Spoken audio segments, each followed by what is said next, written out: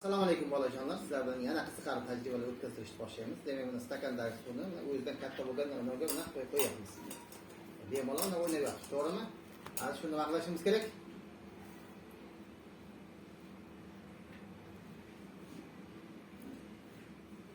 Suv nima qilmayapti?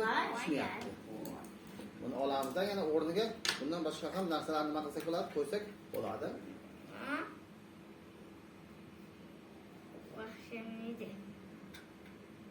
Sizda nima bo'lishi kerak? Ozroq. Nima bor bo'lishi kerak. Lekin nima qiladi? Pastga tushib ketmaydi. Bu oddiy tajribalarda ham uyda bajarib ko'rsak bo'ladi. Faqat uyda qo'rqitib va qilmaslik uchun tagiga albatta o'xshamay qolishi mumkin.